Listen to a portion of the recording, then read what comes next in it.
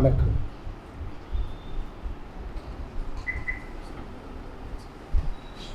நேரம் மிக குறுகிய காலகட்டத்தில் நாம் முடிக்க வேண்டியதாக இருக்கும் என்று நான் கருதுகிறேன். இது மதிய உணவு நேரம்.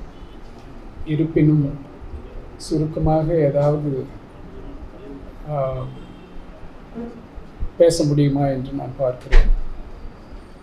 அதிகமாக பேசிவிட்டால் என்னை நிறுத்திவிடுங்கள். ஏனென்றால் இது உணர்ச்சியில் அதிகமாக பேசிவிடப் போகின்றேன்.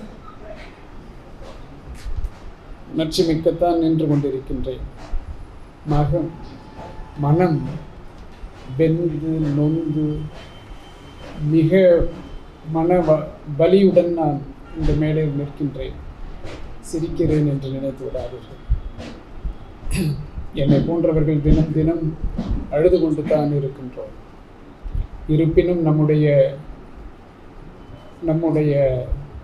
முயற்சிகள், போராட்டங்கள் தொடர்ந்து நடந்து கொண்டுதான் இருக்கிறது. கண்டிப்பாக ஒரு தீர்வை நோக்கி நாம் அதை வெற்றிகரமாக செயல்படுத்தி முடிப்போம் என்ற நம்பிக்கையும் என்னை போன்றவர்களுக்கு இருக்கிறது. இது போன்ற ஒரு தருணத்திலே அனைத்திந்திய கல்வி பாதுகாப்பு அமைப்பு இன்று பொது கல்வி பாதுகாப்பு வேண்டி அதை முதன்மை கோரிக்கையாக முன்வைத்து இந்த மாநாட்டினை மிக வெற்றிகரமாக செயல்படுத்தி வருகிறார்கள். அதை நினைத்து நான் பாராட்டுகிறேன். மிக சரியான தருணத்தில் இந்த மாநாடு நடைபெறுவதாக நான் கருதுகிறேன். என்ன பிரச்சனை என்றால், பொது கல்வி என்று வரும் பொழுது ஐயா அவர்கள் கூறினார்கள், மக்கள் கல்வி என்று கூறினார்கள். மக்கள் கல்வி என்றால் அது சமூகம் சார்ந்ததாக இருக்க வேண்டும் என்று கருதிதான் சமூகவாத கல்வி என்று நாம் 5-6 வருடங்களுக்கு முன்பிலிருந்து நாம் அதை நோக்கி பேசி வருகிறோம். கருத்தியலை உருவாக்கி வருகிறோம். மாற்று கல்விக் கொள்கையினை உருவாக்க வேண்டி, அது மக்கள் கல்விக்காக அப்படிப்பட்ட ஒரு கொள்கை உருவாக்க வேண்டி நாம் பாடுபட்டு வருகிறோம். அதில் நம்மை போன்ற நிறைய அமைப்புகள், நிறைய நிபுணர்கள், நிறைய தத்துவார்த்தமான அறிவுஜீவிகள் அனைவரும் இணைந்து செயல்பட்டு வரும் சூழ்நிலையிலும் மேலும் மேலும் கல்வி மூலமாக ஒன்றிய அரசு மேலும் மேலும் தன்னுடைய ஆதிக்கத்தை செலுத்தி அதன் மூலமாக தாங்கள் நினைக்கும் இந்துத்துவா என்ற ஒரு தத்துவத்தை, இந்து ராஷ்டிரா என்ற ஒரு தேசத்தை உருவாக்க மிக அதிகமாக உழைத்து வருகிறார்கள். நேர்மையாகவும் உழைத்து வருகிறார்கள் அவர்கள். ஏனென்றால் அவர்களை எதிர்த்து பேசுகின்றவர்கள் எந்த அளவிற்கு நேர்மையாக இருக்கிறார்கள் இல்லை என்பது பற்றி நமக்கு நிறைய குறைபாடுகள் இருக்கிறது. அவர்கள் பற்றி நான் கூறவும் விரும்பவில்லை. ஏனென்றால் நமக்கு எதிரி தான் மிக மிக முக்கியமானவர். நம் கூட இருந்து அவர்களை எதிர்க்கக்கூடிய கருத்தியல்கள் கொண்டவர்கள், அவர்களை வலுவாக எதிர்க்கிறோம் என்று, அந்த கொள்கைகளை எதிர்க்கிறோம் என்று கூறுகிறவர்கள் எவ்வளவு நியாயமாக நேர்மையாக நிற்கிறார்கள் என்பது ஒரு பக்கம் அந்த கேள்வி இருக்கும் ஒரு நிலையிலே. ஆனால் எதிரி நியாயமாக நிற்கிறான். அவனுடைய சிந்தனையை, அவனுடைய கருத்தியலை நிலைநிறுத்துவதற்கு மிகச்சரியாக செய்து வருகிறான் என்று எதிரியை பாராட்டுவதோடு அவனை நான் எதிர்த்து கொண்டிருக்கிறேன். அப்படித்தான் நான் என் எதிரியை பார்க்கின்றேன். இந்த பக்குவம் இல்லை என்றால் எதிரியை கையாள முடியாது என்பதையும் நாம் உணர்ந்து கொண்டிருக்கிறோம். என்ன செய்கிறான்? இங்கு நாம் பொதுக்கல்வியை பற்றி பேசுகிறோம். இந்த பொதுக்கல்வி என்பது ஏன் இல்லாமல் போயிருக்கிறது? இல்லாமல் போயிருப்பதனால்தான் இதற்கு ஒரு மாநாடு தேவைப்படுகிறது. இப்பொழுது பொதுக்கல்வி மக்கள் கல்வியாக இல்லை என்பதனால்தான் இந்த மாநாடு. அப்படி என்றால் எப்படி யார் யாரெல்லாம் இதில் ஈடுபட்டு இது பொதுக்கல்வி இல்லாமல் செய்து வருகிறார்கள் என்பதை நாம் குறைந்தபட்சம் நாம் ஒரு புரிதலோடு இருக்க வேண்டும் என்று நான் கருதுகிறேன். முதலில் ஆட்சியாளர்கள். ஆட்சியாளர்கள் எப்பொழுதுமே என்ன செய்வார்கள் என்றால், ஒரு குடியுரிமை, அதாவது ஒரு குடிமையை, சிட்டிசன்ட்ரி என்று கூறுகிறோமே, அதனை உருவாக்குவதற்காக மக்களை சட்டங்கள் மூலமாகவும் திட்டங்கள் மூலமாகவும் கொள்கைகள் வாயிலாகவும் மக்களை ஒருநிலைப்படுத்துவார்கள். இது ஹிட்லர் தொடங்கி இன்று வரை மோடி வரை அதை நடந்து வருகிறது என்பதை நாம் கண்கூடாக கண்டு வருகிறோம். அதில் ஒரு சிறப்புத்தன்மை என்னவென்றால், சட்டங்களும் திட்டங்களும் மனிதனை மாற்றிவிடாது, அவன் சிந்தனையை மாற்றிவிடாது, அவனை கட்டுப்படுத்தும். ஆதலால் சட்டங்கள் திட்டங்கள் மட்டும் போதாது என்று ஹிட்லர் நினைத்தான். இப்பொழுது மோடி நினைக்கிறார். அதனால் தான் ஹிட்லர் எடுத்த கல்வியை, முசோலினி எடுத்த கல்வியை இன்று மோடியும் எடுத்து கடந்த 5 ஆண்டுகளாக மிக நேர்மையாக அவருடைய கொள்கைக்காக போராடி வருகிறார். அதில் குறிப்பாக நாம் பார்க்க வேண்டும் என்றால், கல்வியின் மூலமாக தான் மனிதனை மாற்ற முடியும், மனித சிந்தனையில் மாற்றத்தை ஏற்படுத்த முடியும். ஹிந்துத்துவா என்ற ஒரு தத்துவம், அந்த தத்துவத்தின் அடிப்படையில் இந்த இந்தியர்கள், இந்திய குடியுரிமை பெற்றவர்கள் செயல்பட வேண்டும் என்று ஆட்சியாளராக அவர்கள் நினைக்கிறார்கள். ஒரு கலாச்சார இயக்கமாக RSS நினைத்தது. 100 வருடங்கள் அது உழைத்தது. இன்று ஆட்சியாளராக அவர்கள் நினைத்த அந்த இந்துத்துவத்தை இன்று அவர்கள் தத்துவமாக, கலாச்சாரமாக, அன்றாட வாழ்க்கையில் நாம் செயல்படுத்த வேண்டும் என்ற ஒரு நிலையிலே அவர்களுக்கு சட்டங்கள் போட்டு செய்ய முடியாது, திட்டங்கள் போட்டு செய்ய முடியாது. ஆனால் கல்வியின் மூலமாக ஒரு புதிய தலைமுறையை உருவாக்கிவிட முடியும் என்று நினைத்தார்கள். வெற்றிகரமாக நடத்தி வருகிறார்கள். எத்தகைய போராட்டம், எவ்வளவு ஆயிரக்கணக்கான மேடைகளை கண்டு வருகிறோம் கடந்த ஒரு 10 வருடங்களிலே. இது காங்கிரஸ் ஆட்சியிலும் கொஞ்சம் இருந்தது. ஆனால் இப்பொழுது இவர்கள் ஆட்சியிலே அது அன்றாட ஒரு நிகழ்வாக இருந்து வருகிறது. அவர்கள் சட்டத்தை கூட விட்டுக் கொடுக்க தயாராக இருக்கிறார்கள். ஆனால் கல்வியை விட்டுக் கொடுக்க அவர்கள் தயாராக இல்லை. கல்வி ஒன்றே அவர்கள் நினைத்தும் இந்து ராஷ்டிரத்தை, இந்துத்துவா என்ற தத்துவத்தை உருவாக்கும் என்று முழுமையாக நம்புகிறார்கள். அப்படி ஒருவேளை அவர்கள் இதை வெற்றிகரமாக நடத்தினார்கள் என்றால் அது ஒன்றே இந்த இந்துத்துவ ராஜ்யத்தை உருவாக்கும் என்று நானும் நம்புகிறேன்.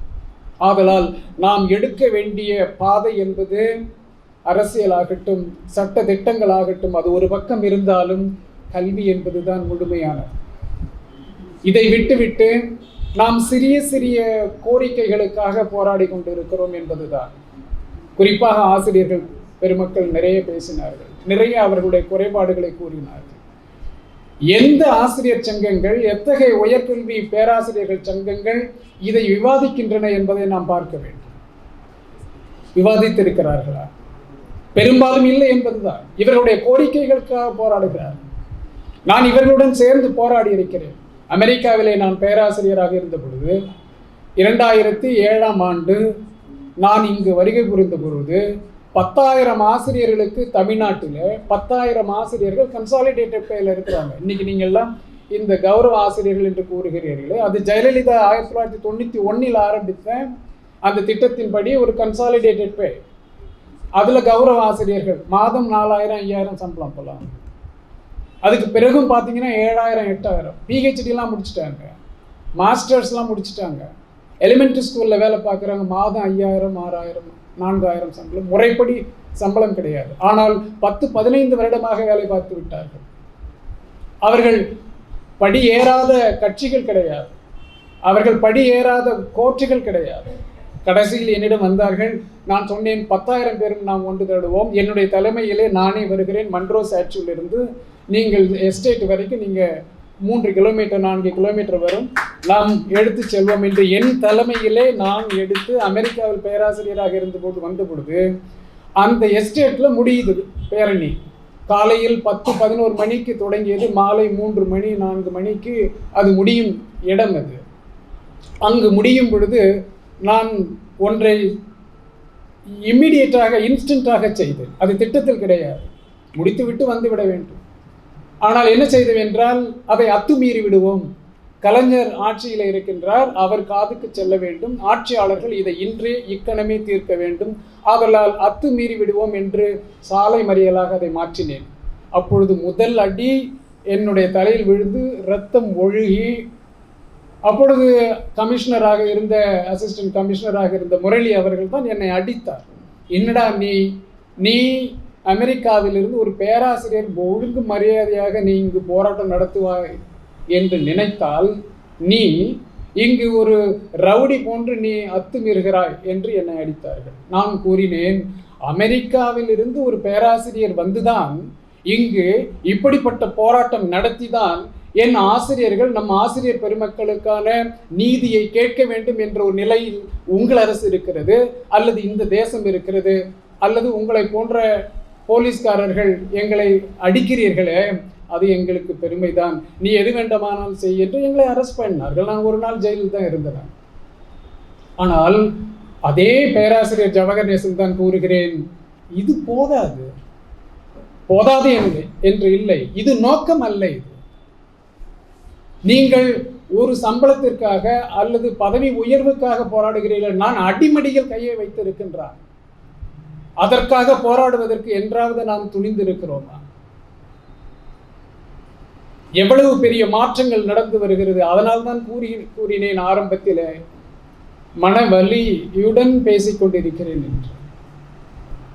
காரணம், இதில் மெயின் ஸ்டேக் ஹோல்டர் யார்? மெயின் அங்கத்தினர் யார்? கல்வியில மாணவர்களும் ஆசிரியர்களும். இந்த இரண்டும் ஓரங்கட்டப்பட்டு மாணவர்கள் ஒரு பக்கம் போறான், ஒரு நடிகர் பின்னாடி போயிட்டு நான் நிற்ப 41 பேர் செத்து போறான், அப்படி போய் நிற்கிறான். ஒரு பக்கம் அவன் திசை திருப்பப்படுகிறார். ஆசிரியர்கள் இவர்கள் தங்களுடைய கோரிக்கைகளுக்காக மட்டும் பேசக்கூடியவர்களாக இருக்கிறார்கள். இந்த கல்வியே இருக்க போவது இல்லை என்பதுதான் இன்றைய நிலை. நான் பேசுகிறேன், அதையும் பிறகு நான் பேசக்கூடியதாக இருக்கிறது. ஏன் கல்வி, இன்றைய கல்வி இவ்வாறாக இருக்கின்ற கல்வி இனிமேல் இவ்வாறாக இருக்க போவது இல்லை என்பது, உலகம் எங்கு சென்று கொண்டிருக்கிறது என்பதை நாம் உணர்ந்திருக்கிறோமா என்பதை நாம் சிறிது சீர்தூக்கி பார்க்க வேண்டும். ஆட்சியாளர்கள் என்ன செய்கிறார்கள்? தங்களுடைய நோக்கங்களை தாங்கி நிற்கும் கருத்தியல்களை இங்கு மக்கள் மத்தியிலே கலாச்சாரமாக உருவாக்குவதற்கு கல்வியை ஆயுதமாக பயன்படுத்துகிறார்கள். இன்னொரு கூட்டம் இருக்கு, எந்த சமூகத்திலும் ஒரு இன்டலெக்சுவல் சமூகம் என்று கூறிக்கொண்டு அல்லது சமூகத்தில் நாங்கள் உயர்ந்தவர்கள் என்று கூறிக்கொண்டு ஒரு கூட்டம் இருக்கு. அந்த கூட்டம் ஒரு கருத்தியலை உருவாக்கும், அதை சொசைட்டி, சமூகத்தின் கருத்தியலாக அது முன்னிறுத்தும். நோஷன் ஆஃப் சொசைட்டி, அதையே கலாச்சாரமாகவும் அது முன்னிறுத்தும். அந்த சமூகத்தினுடைய நோக்கங்கள், அந்த சமூகம் விரும்பும் என்ன மாதிரியான ஒரு சமூகத்தை உருவாக்க வேண்டும் என்றது விரும்புகிறதோ அதுதான் கல்வியில் பிரதிபலிக்கும். அது பல நாடுகளில் நாம் கண்ட கூற்று. இங்கு 2000 ஆண்டுகளாக இது நடந்து வருகிறது. அதுதான் notion of society in this country. சமூகத்தின் கருத்து, இவன் பிறப்பால் இப்படி இருக்க வேண்டும், இவன் அறிவு பெற வேண்டும், இவன் அறிவு பெறக்கூடாது, இவன் கல்வி பெற வேண்டும், இவன் கல்வி பெறக்கூடாது, இவன் இந்த தொழிலை பார்க்க வேண்டும், இவன் இதை செய்யக்கூடாது. அதுதான், அந்த நியதிதான் இன்று நடந்து வருகிறது. காலங்காலமாக சுதந்திரம் அடைந்து இந்திய கல்வி அதைத்தான் செய்து வருகிறது. அதையும் மீறி சமூக நீதி பேசிய திராவிட கட்சிகள், திராவிட மார்க்கங்கள் அதில் ஒரு சில சமூக நீதி விஷயங்களை செய்திருக்கிறார்கள், இல்லை என்று நான் கூறவில்லை. அதில் ஒரு சில சிறு முயற்சிகள் நடந்திருக்கிறது.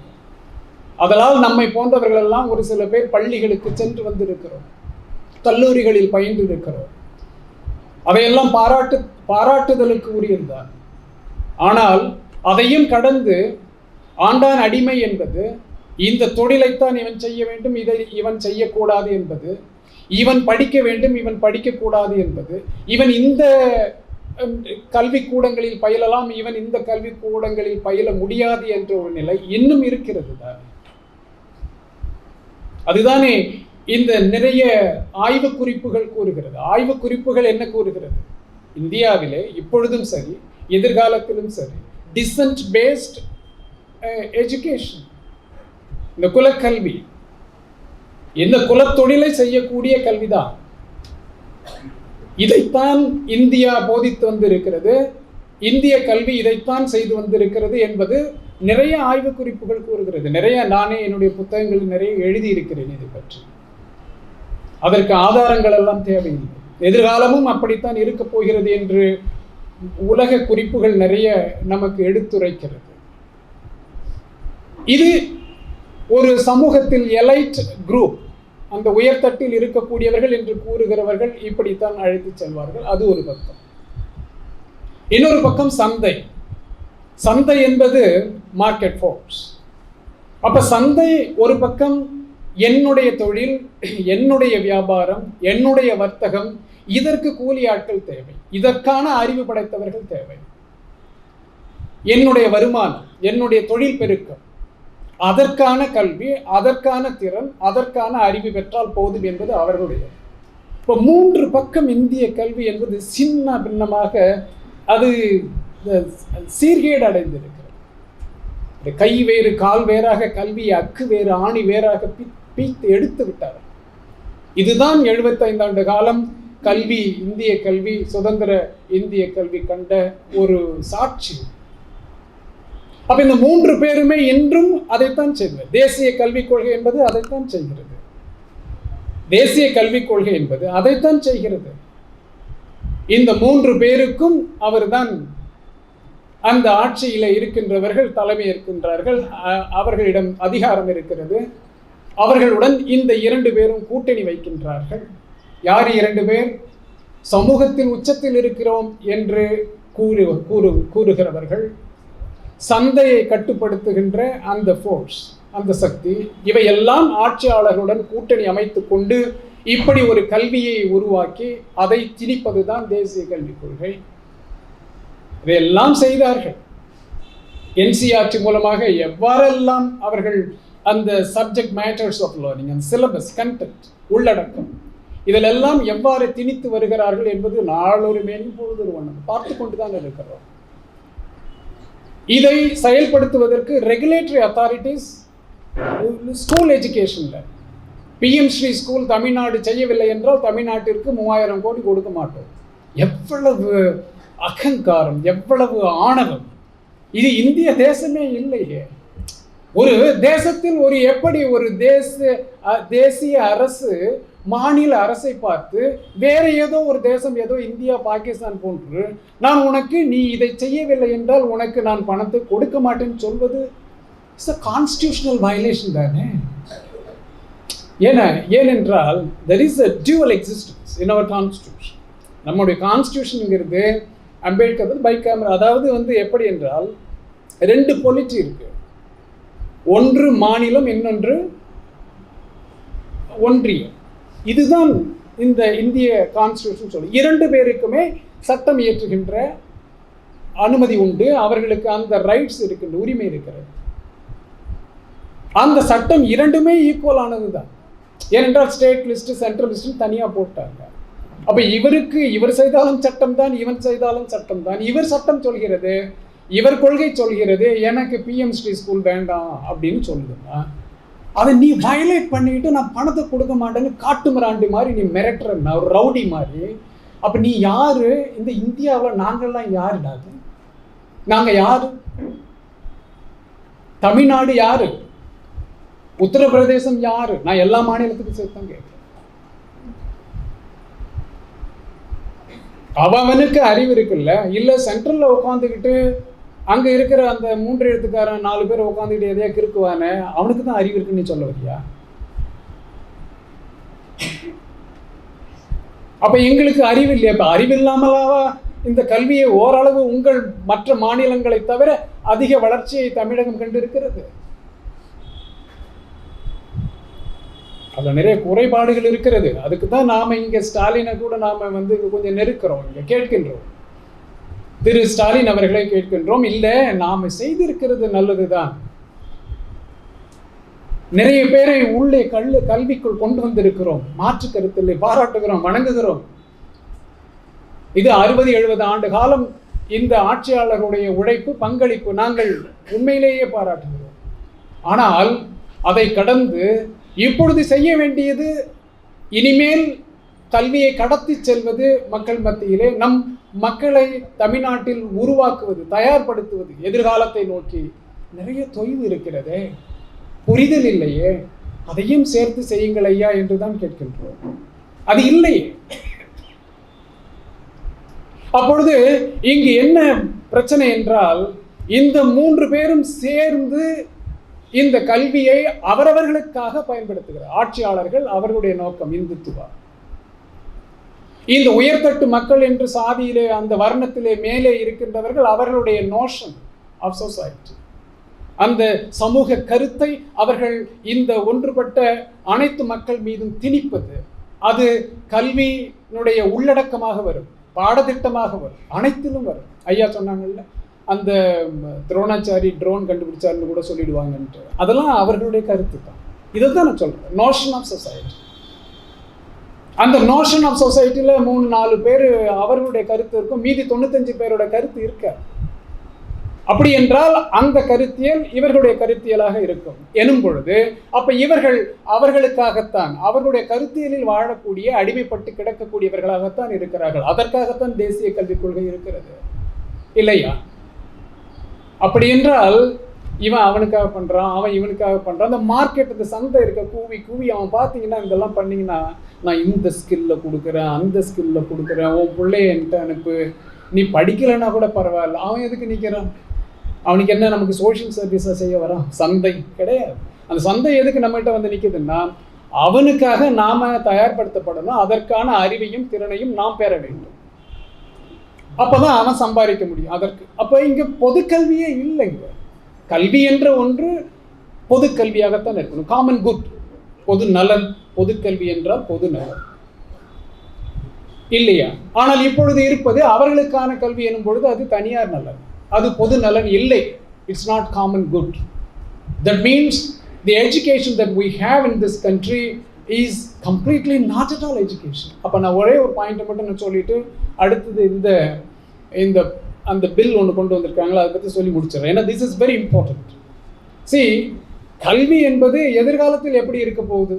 நான் ஏன் சரி விட்டுடுங்க, நீங்கள் இந்துத்துவா பேசுகிறீங்க, ஏதோ சொல்கிறீங்க, இல்லை இங்கே நான் முதல்வன் அதுக்குதுன்னு ஏதோ நம்ம தமிழ்நாட்டிலையும் ஏதோ சொல்லிட்டு கிடக்கிறாங்க. இந்த 3 எழுத்துக்காரர்கள்லாம் உட்காந்துக்கிட்டு அவனுக்கு தெரிஞ்சதெல்லாம் உட்காந்துக்கிட்டு எதையாவது கிறுக்கிக்கிட்டு அவன், ஏன்னா அந்த கார்பரேட் பாடியோட தான் இருப்பான். ஐயா சொன்னாங்கல்ல, பியூரோக்ரஸி, அதுதான். ஏன்னா அவனுக்கு he is not elected person. அவன் ஏதோ அந்த 3 எழுத்தை எங்கேயோ போய் கோச்சிங் டியூஷன் சென்டரில் படிச்சுட்டு அப்படியே அங்கே உட்காந்துக்கிட்டு ஒரு 10 வருஷமாக இந்த அரசியல்வாதிகளோடையே அங்கே உழன்றுக்கிட்டு இந்த செக்கு மாடு மாதிரியே இருப்பான். அவனுக்கு மக்களுடைய பிரச்சனையே தெரியாது. அவன் இந்த கார்பரேட் வேர்ல்டு, அந்த மேல் எலைட், அந்த எலைட்டிஸ்ட் தாட்லேயே தான் இருப்பான். அவன்கிட்ட போயிட்டு நாம் போய் நீ கருத்தியல் பண்ணுப்பா, நீ கொள்கையை போடுன்னு சொல்லும்போது அதோ கதி தான். அதுதான் தமிழ்நாட்டில் நடந்துகிட்டு இருக்குது, பல மாநிலங்களிலும் அதுதான் நடந்து வருகிறது. இப்போ இவன் தான் செய்கிறான். அங்கே பாருங்க, கர்நாடகாவில் சித்தராமையா ஆட்சியில் அவர் என்னென்னலாம் சொல்லிட்டு இருந்தார் ஆட்சிக்கு வரும் பொழுது. இப்போ அங்கே பார்த்தா அங்கேயும் எல்லாம் ப்ரைவேட்டைஸ் பண்ணுறாங்க, ஸ்கூல்ஸ் எல்லாம் ப்ரைவேட்டைஸ் ஆகிட்டு. அதுக்கு ஒரு திட்டமே போட்டிருக்காங்க. அது என்ன மேகா, அந்த திட்டத்திற்கு ஏதோ ஒரு மேக்னைட், ஆமாம் மேக்னைட்னு ஒரு திட்டம். இது இருக்கிற ஸ்கூல்ஸ் எல்லாம் எல்லாம் தனியாராக எல்லாம் பண்ணிட்டு ஏதோ பண்ணிட்டு போங்கடா அப்படின்னு சொல்லிட்டு, எங்களுக்கு இது வேலை இல்லைடா. அப்புறம் பொதுக்கல்வி எங்கே இருக்கும்? அரசு கல்வியிலிருந்து தன்னை விடுவித்துக் கொள்ளும் பொழுது பொதுக்கல்விக்கு அங்கே என்ன வேலை இருக்கிறது சொல்லுங்க. இங்கே தமிழ்நாட்டில் என்ன நடந்துட்டு இருக்காங்க? ஐடிஐயை கொண்டாந்து +2 கொண்டாந்து சேர்க்கிறாரு. இந்த மெயின் ஸ்ட்ரீம் எஜுகேஷன் ஜெர்மனியில் கூட கிடையாது. நீங்கள் ஜெர்மனி தான் it's known for skill paste education. அவங்க சொல்கிற ஸ்கில் பேஸ்ட் எஜுகேஷன் இங்கே இருக்கிறது அப்படி கிடையாது, இது குலக்கல்வி. ஆனால் அங்கே இருக்கிற ஸ்கில் பேஸ்ட் எஜுகேஷன் அது ஆட்சியாளர்கள் காலத்தில், எங்கள் அரசர்கள் காலத்தில் உருவாக்கப்பட்டது. 250 ஆண்டுகளுக்கு முன்பு உருவாக்கப்பட்ட skill paste, the first ever in the world. They conceived the best idea how to inculcate the vocational skill. அப்போ vocational education ஆரம்பிக்கப்பட்டதே ஜெர்மன் தான். அப்போ அங்கே ஜெர்மனியில் அதை செய்யும் பொழுது அங்கு இருக்கின்றது கூட இங்கே அதுலையாவது ஏதாவது ஒரு ரிசம்பிள் ஏதாவது கொஞ்சம் இருக்க வேண்டும் இல்லையா? அதில் ஒரு பர்பஸ் இருக்கணும் இல்லையா? ஐடிஐ அவன் தனியாக தான் வைத்திருக்கிறான். வொகேஷனல் எஜுகேஷன் தனி, மெயின் ஸ்ட்ரீம் எஜுகேஷன் தனின்னு வச்சிருக்கான். நீ வேணும்னா இங்கே போ, நீ இங்கே வேணும்னாலும் இங்கே வந்துக்கன்றான். ஆனால் நீ இன்டகிரேட் பண்ணுறீங்க. அப்போ நீங்கள் கூலி தொழிலாளிகளாக நீங்கள்லாம் உருவாகி போயிட்டுருங்க, நாங்கள் மேலே உள்ள வேலையெல்லாம் செஞ்சுக்க போகிறோம் அப்படிங்கிறது தானே. அப்போ வாட் இஸ் திஸ் நான்சென்ஸ்? ஏன்னா இதெல்லாம் கேட்குறதே இல்லையா? இதெல்லாம் ஆசிரியர்கள் யாரும் பேச மாட்டேன்றாங்க. இல்லை ஆசிரியர் அமைப்புகள் இதை தானே பேசணும். எங்கேயுமே நான் கேள்வியில் நியூஸில் கூட கேட்கல. ஒருவேளை பேசுகிறாங்களா இல்லையான்னு எனக்கு தெரியல. எப்படி வரும்? ஐடிஐயை இட்ஸ் வொகேஷனல் பேஸ்ட், அது ஒரு தனி ஸ்ட்ரீம்ங்கிறது. நீங்கள் அதை எப்படி நீங்கள் இந்த மெயின் ஸ்ட்ரீம் எஜுகேஷனை கொண்டு வரீங்க? கேட்டால் அமைச்சர் சொல்கின்றார், என்ன சொல்கின்றார் என்றால், ட்ராப் அவுட் ஆகிட்டான்னா அவனை நான் கரை சேர்க்கணும். அப்போ நீ ட்ராப் அவுட் ஆகிறதுக்கு ஏன்டா அந்த கல்வியை வைத்துக் கொண்டிருக்கிறார்? ட்ராப் அவுட் ஆக வேண்டிய கல்வியை நீ ஏன் வைத்துக் கொண்டிருக்கிறார்? ட்ராப் அவுட் ஆகிறதுங்கிறது உன்னுடைய தவறா, சமூகத்தின் தவறா, மாணவனுடைய தவறா? சொல். மாணவனுடைய தவறு கிடையாது, இது சமூகத்தின் தவறு, இது ஆட்சியாளர்களுடைய தவறு என்று தான் ஆய்வுகள் கூறுகிறது. உலகமெங்கும் கண்ட உண்மை. ஆனால் நீ ஏனும் அவன் வந்தான், அவனால் முடியல, பாவம் முட்டா பைய, அவனை அவன் முட்டா பையில எதுக்கு நீ அறிவாளியாக்க பார்க்குறீங்க? அவனை எங்கேயோ ஏதோ ஒரு கூலி தொழில் எதையோ ஒன்று செஞ்சுட்டு பொழைச்சிக்கிட்டு போகிறான். அப்படித்தானே உன்னுடைய நோக்கமாக இருக்கிறது. இது கல்வி இல்லையே. இதைத்தான் நீங்களும் செய்கிறீர்கள், அவர்களும் அதுதான். ஆனால் எதிர்காலம் கல்வி எப்படி இருக்க போகிறது என்றால், பல்கலைக்கழகத்தில் இப்பொழுது இருக்கின்ற பல்கலைக்கழகத்தில் நான் படித்துதான் நான் கரைதேற்ற வேண்டும் என்ற நிலை கிடையாது. காலையில் கூட நான் பேசிட்டு வரும்போது சொன்னேன், அண்ணா யூனிவர்சிட்டி ஐயா கிட்ட தான் சொல்லிட்டாங்க, திலகர் இந்த அண்ணா யூனிவர்சிட்டி இன்னும் ஒரு 15 வருஷத்துக்கு மேலே இருக்காது. அதான் சொல்லிட்டு வந்தேன். ஏன்னா அங்கே எவனும் படிக்க வர மாட்டான். ஏன் படிக்க வர மாட்டேன்னா, நான் மாதத்திற்கு 4 லட்சம் சம்பளம் வாங்க வேண்டும் என்றால் எனக்கு வேண்டிய திறனையும் அறிவையும் நான் பெற்றுக்கொள்வதற்கு 1000 வழிகள் இருக்கிறது. Artificial intelligence, quantum computing. இதை பாருங்கள், லாஸ்ட் 2 வீக்ஸ் பேக் இதில் ஜப்பானில் ஆன்லைனில் கொண்டு வந்துட்டாங்க குவாண்டம் கம்ப்யூட்டர். நீங்கள் யூஸ் பண்ணலாம். ரியலாகவே you can experience the knowledge through that. நீங்கள் பெரிய லேப்லாம் தேவையில்லை. ஆராய்ச்சி செய்வதற்கு கூட நீங்கள் சிமுலேட் பண்ணணும். அதில் 3D எக்ஸ்பீரியன்ஸில் பெரிய பெரிய ஹை அண்ட் லேப்ஸில் உட்காந்து தான் நீ அந்த ஆய்வுகளை செய்ய வேண்டும் என்று அவசியம் இல்லை. அது வீட்டிலே உட்காந்துக்கிட்டு ஒருத்தரும் தனித்தனியாக ஆய்வுகளை செய்துவிட முடியும் என்ற ரொம்ப சுலபமான நிலையை நோக்கி தொழில்நுட்பம் அழைத்து செல்கிறது. அப்போது அது மாதிரி போகும் பொழுது நான் அண்ணா பல்கலைக்கழகத்தில் உட்கார்ந்து இந்த மோடியும் இங்கே இருக்கின்ற மாநில அரசும் சேர்ந்து ஒரு கல்வியை, உருப்படாத கல்வியை கொடுக்கும், அதை படித்து தான் நான் கரைதேற்ற வேண்டும் என்ற அவசியம் இல்லையே. எனக்கு தானாக 360 டிகிரிகள் எனக்கு கல்வி அறிவும் திறனும் எனக்கு கிடைத்து நான் எக்ஸிக்யூட்டிவ் ஆகிடுவேன். எனக்கு டிகிரியே தேவையில்லை. நான் சொல்கிறேன், 2040 இனி there will be degree is not a qualifying factor, is not a qualifying criteria. இவன் சொல்கிறான் higher education qualification frame work நான் வச்சுருக்கேன். உன்னுடைய ஹையர் எஜுகேஷன் குவாலிஃபிகேஷன் ஃப்ரேம் ஒர்க்கை வச்சு நாக்கு வடிக்கிறது, அந்த டிகிரியை தான் ரெக்கக்னைஸ் ஆக போகிறது இல்லையா? உன்னுடைய டிகிரியை வேலை கொடுக்குற ஏதோ ஒரு கம்பெனியில் நான் வேலைக்கு போகிறேன்னு வச்சுக்கேன். இவன் கொடுக்குற டிகிரி அவன் இம்மெட்டீரியல் டு ஹிம். அவன் அதை கருத்தில் எடுத்துக்கொள்ள போவதில்லை. 2040 2035க்கு பிறகு நான் கூறுகிறேன். அதை நோக்கித்தான் ஒரு 2-3 பேட்ச் தான் நான் இப்போ சொல்கிறேன், இன்ஜினியரிங் டிகிரின்னு பார்த்துக்கணும். அப்போது அதை நோக்கி கல்வி எதை நோக்கி சென்று கொண்டிருக்கிறது? அப்படி என்றால் அப்படிப்பட்ட ஒரு சூழ்நிலையை நோக்கி கல்வியை எப்படி உருவாக்குவது? ஒன்று சொல்கிறேன், பொருளாதாரத்தின் அடிப்படையில் தானேங்க மெயினாக நீங்கள் கல்வி என்பது மனிதனை தயார்படுத்துவது இல்லையா? In all respect holistically we just prepare the human kind. அதில் அறிவு, இந்த தொழில் சார்ந்த அறிவு அல்லது டொமைன், அந்த பாடப்பிரிவு சார்ந்த அறிவு என்பது ஒரு அங்கம், அவ்வளவுதான். ஆனால் அந்த அறிவு என்பது எல்லாமும் மனித உழைப்பு, மனித உற்பத்தியை நோக்கித்தான் கொண்டு செல்கிறது. அப்படி எனும் பொழுது மனித உற்பத்தி எப்படி இருக்கும்? எக்கனாமிக்ஸ்க்கு, பொருளாதாரத்திற்கு இந்த ஆண்டு 2025ஆம் ஆண்டு இந்த ஆண்டு நோபல் பரிசு பெற்ற 3 நபர்கள் அவர்கள் என்ன கூறுகிறார்கள் என்றால், 21ஆம் நூற்றாண்டு மனித உற்பத்தி, 21ஆம் நூற்றாண்டு பொருளாதாரம் என்பது என்ன, கிரியேட்டிவ் டெஸ்ட்ரக்ஷன் என்ற ஒரு தத்துவத்தின் அடிப்படையில் தான் இருக்க போகிறது. இட் இஸ் இன்னோவேஷன், புத்தாக்கம். புத்தாக்கத்தின் அடிப்படையில் மனிதனுடைய பொருளாதார வளர்ச்சி இருக்க போகின்றது என்று இன்னைக்கு நேற்று சொல்லலை, 1992 எழுதின ஆர்டிக்கல் அவங்க எழுதுனது. அதுக்கு இன்னைக்கு தான் நோபல் பிரைஸ் கொடுத்துருக்காங்க. Because it is proven now.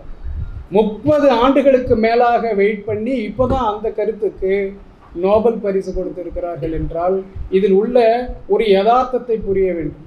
Creative destruction means, அதாவது இன்னோவேஷன், புத்தாக்கம் செய்ய வேண்டும், தொழில்நுட்பம் பங்களிக்கிறது, இதுதான் பொருளாதாரத்தை அழைத்து செல்ல போகின்றது இன்னும் 75 ஆண்டுகள் எனும் பொழுது, இதில் மனிதனை எப்படி தயார்படுத்தினால் அந்த பொருளாதாரத்தில் அவன் தன்னுடைய பங்கினை எடுத்துக்கொள்வான். இதுதானே அது ஒரு கல்வியின் ஒரு வகையான நோக்கமாகத்தானே இருக்க முடியும். அப்படி என்றால் இதற்கு 2 வகையான நாலேஜ். ஒன்று, வாட் மேக்ஸ் திங்ஸ் ஒர்க்கிங், அதாவது என்னவெல்லாம் இந்த ஒன்றை செயல்விக்க செய்கிறது, என்ன, வாட். இன்னொன்று என்னவென்றால், why this functions, this works, what makes things to work and why this works. This is another side of this story. அப்போ இந்த புத்தாக்கம் செய்ய வேண்டும் என்றால் அதில் ஒருவன் தன்னை முன்னிறுத்தி கொண்டு அந்த பொருளாதாரத்தில் தன்னுடைய பங்கை எடுத்துக்கொள்வதற்கான திறனையும் அறிவையும் பெற வேண்டும் என்றால் அந்த why this works, why something works, ஏன் இந்த ஒன்று செயல்படுகிறது என்ற கேள்விக்கான அறிவு இருக்க வேண்டும், அதற்கான திறன் இருக்க வேண்டும். அதற்கான அறிவும் திறனும் என்னவென்றால் கிரிட்டிக்கல் திங்கிங் சொல்கிறாங்க, உயர் சிந்தனை, விமர்சனபூர்வமாக சிந்திப்பது. இன்னொன்று, அதாவது கிரியேட்டிவிட்டி, படைப்பாற்றல், டிசிஷன் மேக்கிங், அது முடிவுகள் தீர்வுகள் எடுக்கக்கூடியது. இது போன்ற அறிவை கல்வி அளிக்க வேண்டும் என்பது அவர்கள் துறை சார்ந்த அந்த டொமைன் நாலேஜ் அதில். அப்படி என்றால் இது போன்ற கல்வியை கொடுப்பதற்கு பதிலாக நீங்கள் என்னென்னா அவன் ட்ராப் அவுட் ஆகிடுவான், அவனுக்கு நான் எதையோ ஏதோ பண்ணி அவனுக்கு பிழைக்க விட போகிறேன்னா, நான் சொல்வது விவசாயிக்கு சொல்கின்ற, பெரிய MA PhD படித்தவனுக்கு சொல்லலை, ஒரு சாதாரண கூலி விவசாயிக்கு இந்த அறிவு இருந்தால்தான் பொருளாதாரத்தில் அவன் தன் பங்கை பெறுவான். இப்பொழுது காரல் மார்க்ஸினுடைய கோட்பாட்டை மறு ஆய்வு செய்து வருகிறார்கள். ஏனென்றால் அவர் எங்கேயோ ஒரு இடத்துல எழுதினார், நான் காரல் மார்க்ஸ் படிக்கும் போது எங்கேயோ ஒரு மூலையில் தான், தொழில்நுட்பம் பின்பு ஏதாவது தன்னுடைய வேலையை செய்வதற்கு வாய்ப்பு இருக்கிறது, அது அன்று உலகம் அறிந்து கொள்ளும் என்று கூறிவிட்டு அவர் ஓப்பன் ஹெண்டடாக விட்டார். இன்று என்ன நடந்து வருகிறது, நீ இந்த தொழில்நுட்பத்தில் புத்தாக்கத்தின் வாயிலாகத்தான் பொருளாதாரம் நடக்கப் போகின்றது என்று நோபல் பரிசு கொடுக்கிறான். அதற்காக இந்த மனிதனை 21ஆம் நூற்றாண்டில் தயார்படுத்துவதற்கான கல்வியை வழங்குவதற்கு விட்டுவிட்டு நீ அவன் ட்ராப் அவுட் ஆகிடுவான், அவனுக்கு ஏதோ பிழைக்கிறதுக்கு நான் ஏதோ ஸ்கில், ஒரு ஸ்டாட்டிக் ஸ்கில்லை கொடுக்குறது. சரி, கோடிங் ஸ்கில்லை கொடுத்தா பெரிய ஆளா, ஒரு ஃபிட்டரு மோல்டர் இருக்கா, அவனுக்கு ஒரு ஸ்கில் கொடுத்தா பழசான், இவனுக்கு நான் கோடிங் ஸ்கில் கொடுத்துட்டா நான் புதுசாக உருவாக்குறேன் அப்படிங்கிறான். தமிழ்நாடு கல்வி திட்டம் சொல்லுது. அப்படி தான் அந்த நான் முதல்வன் திட்டம். ஏண்டா கோடிங் ஸ்கில் தான் இப்போ ஆர்டிஃபிஷியல் இன்டெலிஜென்ஸ் பண்ணிடுச்சு, அப்புறம் இவன் கோடிங் படிச்சுட்டு இவன் என்னடா பண்ண போகிறான்? இந்த கேள்விக்கு பதில் இருக்கா? சொல்லுங்கள், நீங்கள் யாராவது சொல்லுங்கள்.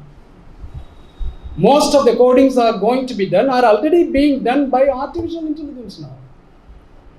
இன்னைக்கு 7000 பேர் அவன் இன்ஃபோசிஸ் இந்த மாதிரி கம்பெனிஸ் எல்லாம் போன வருடம் ரெடண்டன்ட் ஆக்கி விட்டானே. எப்படி பண்ணினான்?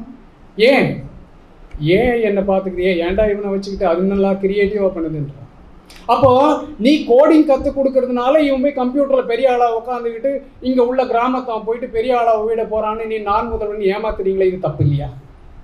நீ தெரிஞ்சு செய்கிறியா தெரியாமல் செய்கிறியா? இது என்னுடைய கேள்வியே தான். நீ தெரியாமல் செய்தால் மன்னிச்சுக்கலாம், ஆனால் தெரிஞ்சு செய்தால் துரோகம் செய்கின்றாய். என் பிள்ளைகளை நீ கிணற்றில் விழ வைக்கின்றாய், ரிடண்டன்ட் ஆகிடுவான், அப்படியே நிற்பான், திக்கற்ற நிலையில் வீதியில் நிற்பான். நாளைக்கு என்ன செய்வ நீ? என்ன செய்வான்? ரெசிலியன்ஸ், அதாவது ஒரு மீள்திறன். அந்த திறன் ஒரு தோல்வி அடையும். நிறைய தோல்விகளைத்தான் நாம் சந்திக்க இருக்கின்றோம், நம் பிள்ளைகள் சந்திக்க இருக்கிறது. அதில் அந்த ஸ்கில், அந்த ஆட்டிடியூட், அந்த பிஹேவியர் எல்லாமே ஹோலிஸ்டிக்காக உருவாக்கணும் அவனை. ஏனென்றால் படிச்சுட்டு வேலை இல்லை, அது கிடையவே கிடையாது. அதுக்கு தான் அவன் என்ன சொல்கிறான், எலான் மஸ்க் என்ன சொல்லிட்டு இருக்கான்னா, எலான் மஸ்க்கு ஈவன் அந்த ஜெஃப்ரி ஹிண்டன், அந்த ஃபாதர் ஆஃப் ஆர்டிஃபிஷியல் இன்டெலிஜென்ஸ், இவங்க 2 பேருமே என்ன சொல்லிட்டு இருக்காங்க, இனி ஒருத்தருக்கும் வேலை கிடைக்க போகிறதில்ல, படித்தாலும் ஒன்றும் கிடையாது. The work task, the structure of the work, கட்டமைப்பு, வேலை, மனித உழைப்பின், மனித உற்பத்தியின் கட்டமைப்பே மாறிவிட்டது. அப்படி எனும் பொழுது அந்த கட்டமைப்புக்காக மனிதனை தயார்படுத்தினால் கூட இவன் அங்கு வேலை இல்லை என்பதுதான். அப்படி என்றால் யூனிவர்சல் ஒரு சேலரி, ஒரு காம்பன்சேஷன் அவனுக்கு கொடுத்துரும். வேலை இருக்கோ இல்லையோ, இனி இந்த உலகத்தில் உள்ள எல்லாருக்கும் காமனாக வந்து மாதம் மாதம் ஒரு சம்பளம் கொடுத்துருக்கு. வேலை இல்லாததுக்கு என்ன வேலை இல்லை ஹிண்டன் சொல்கிறாரு. எலான் மஸ்க் சொல்கிறத நான் நம்பணும்னு சொல்லலை, but that is going to be the fact. 5 minutesல முடிச்சிடுறேன். இல்லை இது this is the point. But இல்லை நான் முடிச்சிடுறேன். இப்போ இதுதான் நடந்துகிட்டு இருக்கு. நீங்கள் இதை நோக்கி நான் இங்கே இருக்கிறவங்களுக்கு இல்லை, இந்த யூஜிசியில் ஒருத்தன் தலைவனாக ஒரு ஆளை போடுவாங்க பாருங்க, அவனா ஒருத்தன் அவங்க ஆள் தான், அந்த இந்துத்துவ ஆள் எவனா ஒருத்தன் இருப்பான். என்ன மாதிரி தான் ஒல்லியாக ஒரு ஆள் ஒருத்தர் இருந்தார் ஒரு 5 வருஷமாக. இப்போ அவள் தான் மீண்டும் போடுவாங்க. இப்போ இந்த கமிஷன்லாம் போடுறாங்க பாருங்கள், இந்த ஹையர் எஜுகேஷன் கமிஷன் ஒன்று வரப்போகுது, பில் இருக்குல்ல. நீங்கள் என்ன பாருங்கள், அவர் என்னை விட ஒல்லியாக இருப்பார், அவர் தான் வருவார். இப்போ இந்த பசங்கள்லாம் சேர்ந்து இவனுங்கள்கிட்ட நான் கேட்குற கேள்வி நீங்கள் பதில் சொல்லுங்கள். இப்போ நான் கேட்குற கேள்வி உங்களுக்கானது இல்லை, அவங்களுக்கானது. ஸோ கால்டு தி எஜுகேஷனிஸ்ட், நீங்கள் உங்கள்கிட்ட இருக்க அதுக்கு தீர்வு இருக்காங்க? இல்லை. ஏன்னா இதே நாட்டில் தான் என்னுடைய பிள்ளையும் படிக்குது. அப்போ என் பிள்ளையும் அங்கே திக்கற்று அங்கே போய் ரோட்டில் நிற்பான், ஒரு யூஸ்லெஸ், ஒரு கார்பேஜ் மாரி ஆகி நிற்பான் இளைஞர்கள்லாம். அப்போ இவன் பிள்ளையும் அப்படி தான் வந்து நிற்கும். அப்போ இது வேண்டாம்னு தான் நம்ம சொல்கிறோம். அப்போ இது போன்று நீங்கள் உலகம் வந்து அதை நோக்கி எவ்வளவோ முன்னேறி கொண்டு இருக்கிறது. ஹார்வர்ட் யூனிவர்சிட்டியில் என்னோட பேசிகிட்டு இருக்காங்க, சார் நீங்கள் ஒரு மாடல் உருவாக்குறீங்களாமே பெங்களூரில், அந்த மாடல் வந்து எங்களோட ஷேர் பண்ண முடியுமா? I said you please wait another 2 years. You are making a model, I am making a model. Harvard is and Stanford and other universities are also thinking alike. அவங்கெல்லாம் வந்து இதுவரைக்கும் 300 வருஷமாக ஹார்வர்டு செஞ்ச கல்வியை இப்போ ஹார்வர்டு என்ன சொல்லுது, இல்லை இது கல்வி இனிமேல் இப்படி இல்லை, வேறு மாதிரி இருக்குது, நான் புதுசாக பிளாங்க் ஷீட் ஆஃப் பேப்பர் எடுத்து கல்வினா என்னென்னு எழுதிக்கிட்டு இருக்கான். எப்படா பண்ண போகிறோன்ட்டு முழிக்கிறான் அவன்.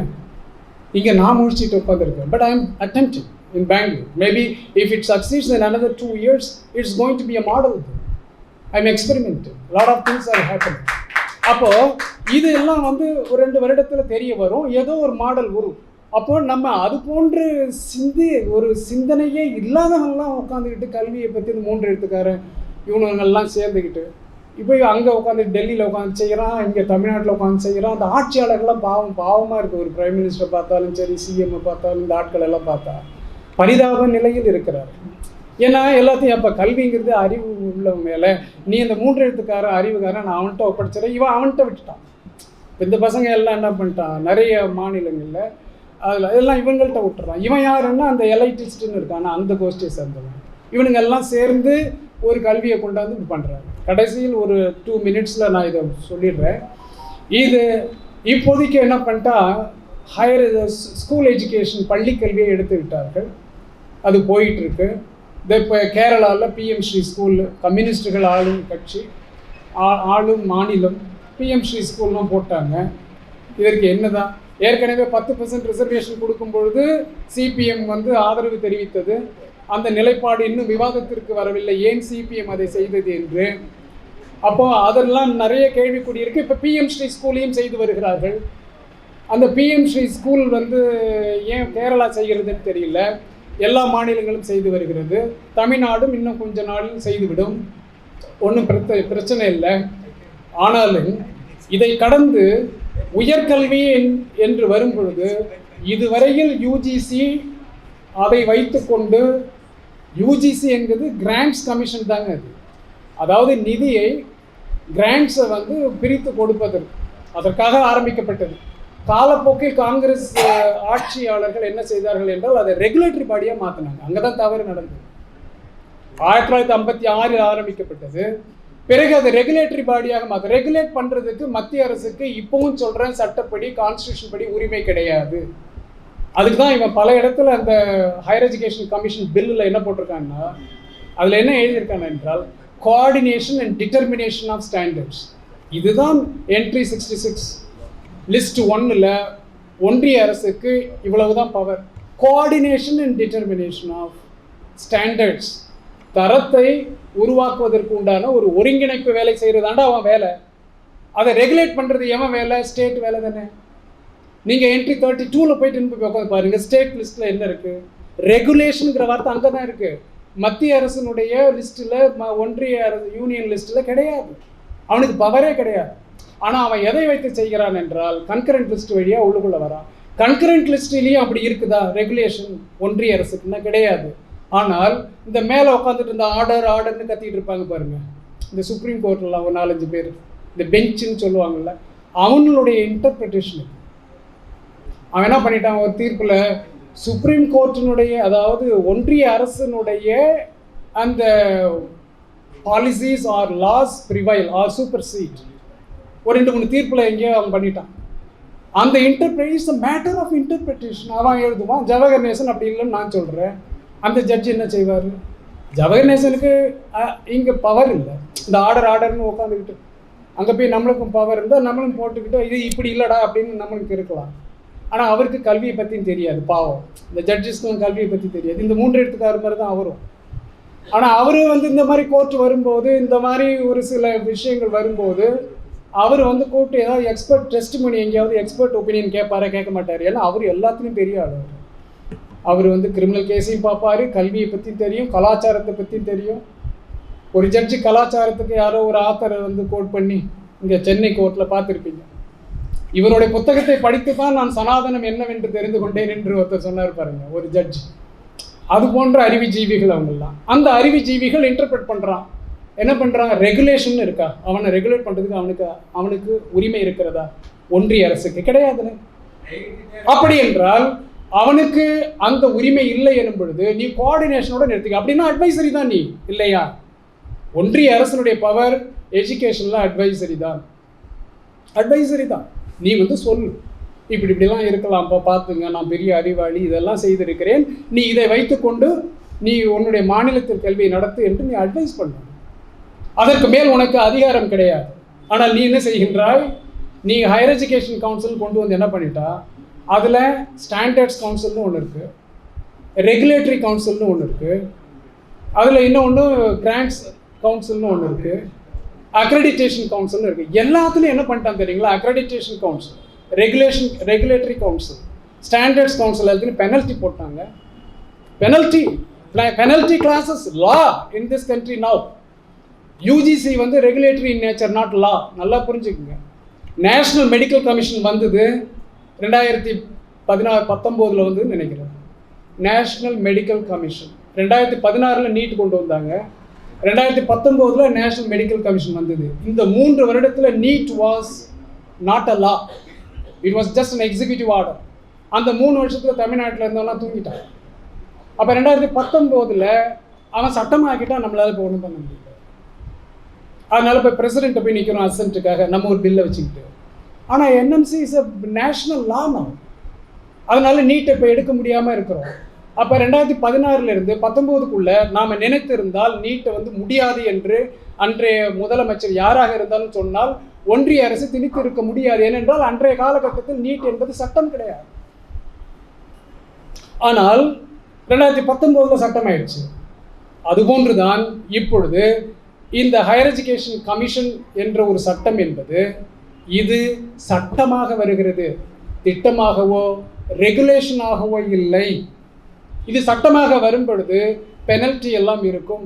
காலேஜே நடத்த முடியும். அவன் சொல்கிறது நீங்கள் எதையும் செய்யவில்லை என்றால் இங்கே காலேஜ் நடத்த முடியாது. அவன் தான் கண்டென்ட் போடுவான், சிலபஸ் கொடுப்பான், curriculum frame work, higher education qualification frame work, இந்த மாதிரி ஏபிசி ஏகப்பட்ட ஃப்ரேம் ஒர்க் ஏற்கனவே வச்சிருக்கா, ரெகுலேஷன்ஸ். இதெல்லாம் சட்டம் போகும். அப்படி சட்டமாக வரும் பொழுது செய்யவில்லை என்றால் ஒரு கல்லூரி கூட செயல்படாது, ஒரு மாணவன் கூட அந்த டிகிரி எடுக்க முடியாது. அப்படிப்பட்ட ஒரு நிலைக்கு வருகிறது. இதையெல்லாம் பேசணும், நம்ம தானே பேசிகிட்டு இருக்கிறோம் 4 பேர். ஏன் அரசுகள் பேச மறுக்கிறது?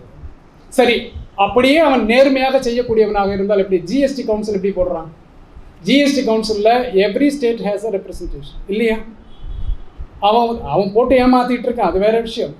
இருந்தாலும் ஒரு ஸ்டேட்டினுடைய அந்த ஃபைனான்ஸ் மினிஸ்டரும் அதில் இருப்பாங்க. அதில் வந்து அந்த கவுன்சிலில் மெம்பராக இருப்பாங்க. அப்போ அட்லீஸ்ட் அந்த ஜிஎஸ்டி கவுன்சிலில் ஒவ்வொரு மாநிலத்திற்கும் ஒரு ஒரு ஒரு ஒரு சே இருக்கிறது இல்லையா, ஒரு பார்வை, அவங்களுடைய கருத்துக்களை சொல்ல முடியும். நீ அது மாதிரியாவது பண்ணியிருந்துருக்க. ஏன்னா இந்த ரெகுலேஷனை நான் ஏற்றுக்கிறது இல்லை. Higher education commission is basically it's against education. நீ அப்படியே அதில் நியாயமாக செய்வதாக இருந்தால் அந்த கமிஷனில் ஒரு மாநிலமும் பங்கேற்பாளராக இருக்கணும். ஒரு மாநிலம் every state should have representation. நீ அப்படி வச்சு ஜிஎஸ்டி கவுன்சில் மாதிரி மாதம் கவுன்சில் போட்டு நடத்திக்கோ. இதெல்லாம் பேசுங்க. பேசிட்டு நீ அது எது தேரும் எது தேராதுன்னு நீ coordination and determination of standards நீ பண்ணு. ஆனால் நீ இது எதுவுமே இல்லாமல் 12 பேரும் அந்த மெம்பர்ஸு, 12 பேரில் ஒருத்தர் தான் வந்து ஸ்டேட் யூனிவர்சிட்டியிலேருந்து எடுப்பார். அவர் மீதி 11 பேர் அவர் போட்டுக்குவார். அப்போ இதில் எங்கே டெமோக்ரஸி இருக்குதுங்க?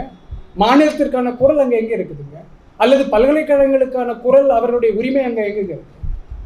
Every university is by act. ஒரு பல்கலைக்கழகமும் ஒரு சட்டங்க. அப்போ நீ யூஜிசி, நீ இன்னொரு ஹையர் எஜுகேஷன் கமிஷன் ஒரு சட்டத்தை போட்டு இந்த சட்டத்தை நீ நல்லிஃபை பண்ணுவியா? சொல்லுங்க. இப்போ நீங்கள் அண்ணாமலை பல்கலைக்கழகம் எடுத்துங்க, அண்ணா யூனிவர்சிட்டி, இது ஒரு ஆக்ட், சட்டம், ஆஸ் பர் த கான்ஸ்டியூஷன். நீ இன்னொரு சட்டத்தை போடுற, அது என்ன சட்டம்? ஹையர் எஜுகேஷன் கமிஷன் போடுற.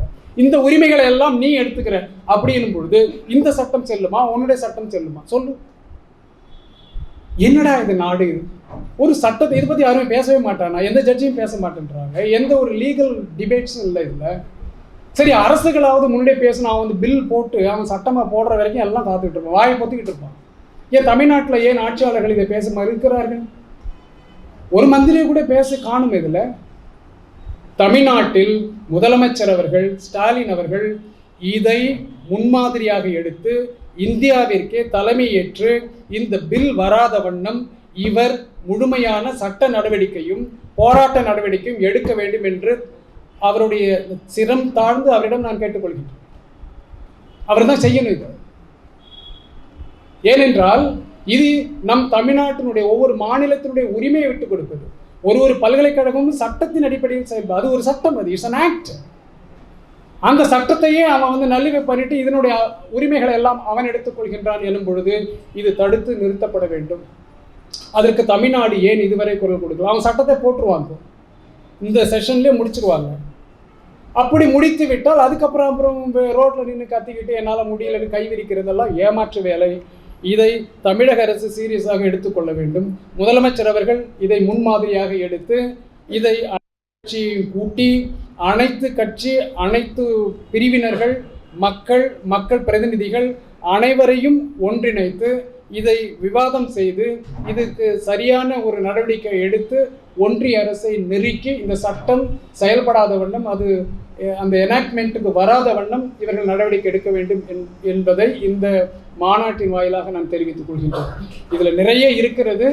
இது சம்பந்தமாக மேலும் மேலும் பேசுவோம், நேரமில்லை. அதனால் குறிப்பாக ஒன்றை சொல்கின்றேன், கல்வி என்பது எதிர்காலத்தில் இப்பொழுது இருப்பது போன்று கிடையாது. இப்பொழுது இருக்கின்ற டிகிரி பின்பு இந்த பட்டப்படிப்புகள் படித்தால்தான் வேலை என்ற நிலையும் இருக்க போவது இல்லை. அறிவும் திறனும் பன்முலைகளில் பல விதங்களில் ஒரு மாணவன் பெற்றுவிட முடியும் என்ற நிலை உருவாக்கி கொண்டிருக்கிறது.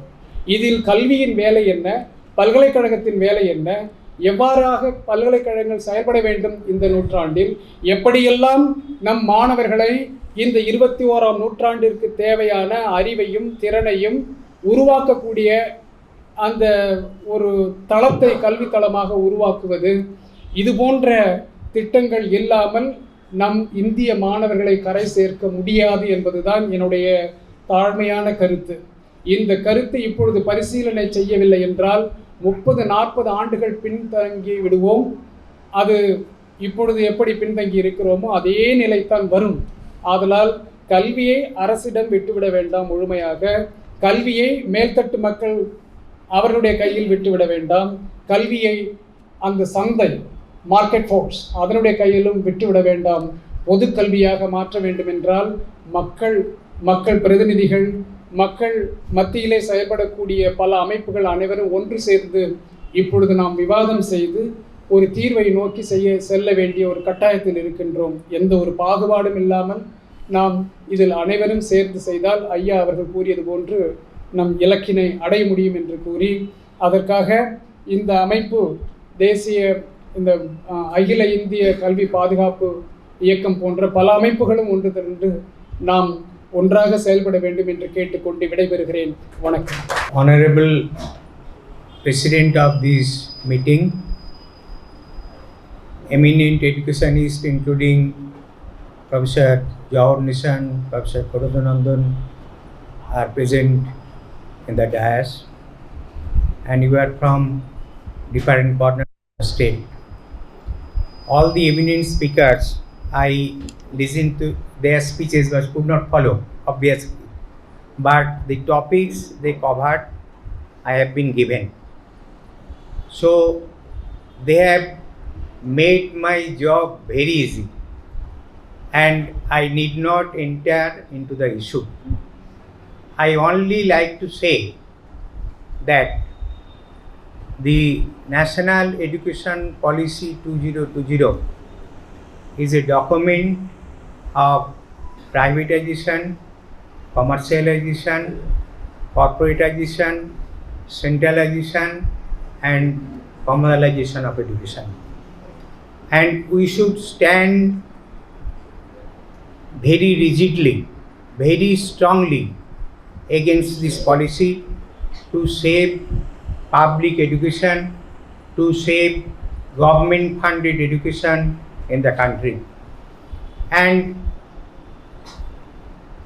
through this NEP 2020, they have introduced so many issues, and they are implementing the entire education system, entire education policy so hurriedly and without listening to any voice of dissent to the educationist country.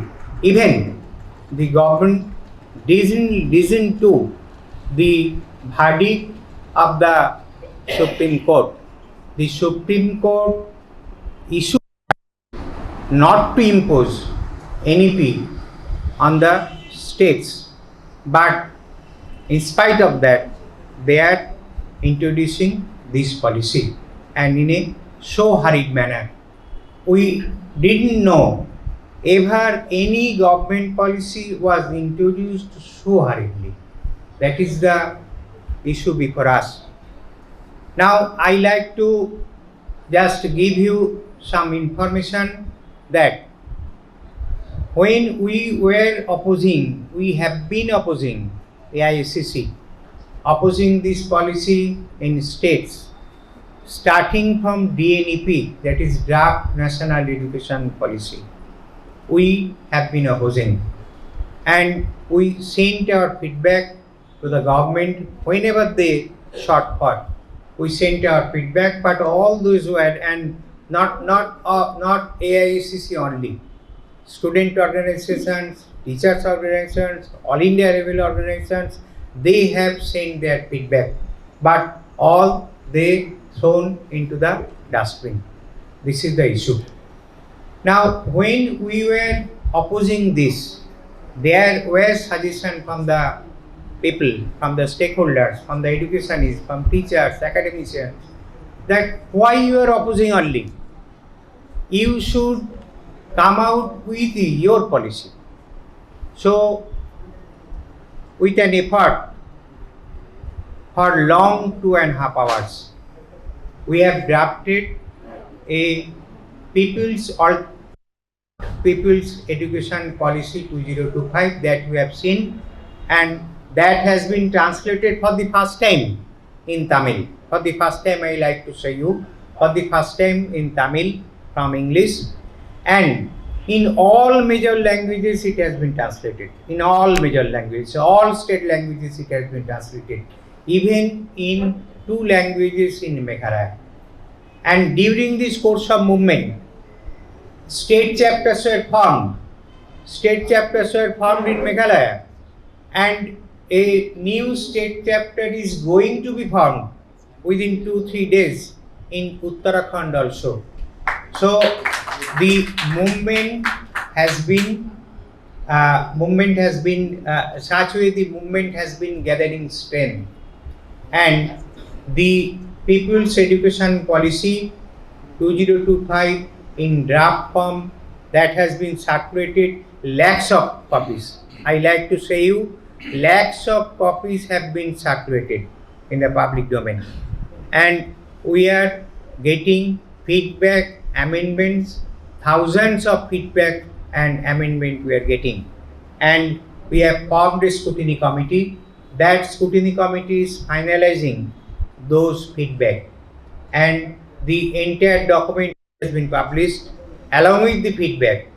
We will place it there in Bangalore on 24th January 2026 in Ramaiah Institute of Technology, Apex Hall. And I like to inform you that so many educationists, I was talking with Professor Jawahar Nissan, so many educationists are coming and they are showing their interest. We don't know how to accommodate them, how to give them some time, we don't know. Professor Sukhdev Thorat, former chairperson of UGC, he is going to inaugurate. And there will be host of intellectuals, host of leading educationists. So many former vice chancellors, they are coming, they will join, they will debate, people will debate. We don't know how to accommodate them, how to give them time. But we are organizing this to finalize this People's Education Policy 2025. That will be finalized through that People's Parliament. And we are proud, AICC is proud that for the first time, a People's Education Policy is going to be finalized through a People's Parliament. And our view was that Government of India didn't place their policy in Parliament. Never did they care to discuss in any house of the Parliament. But the People's Education Policy, the draft policy, that will be placed in the People's Parliament, and people will finalize that policy.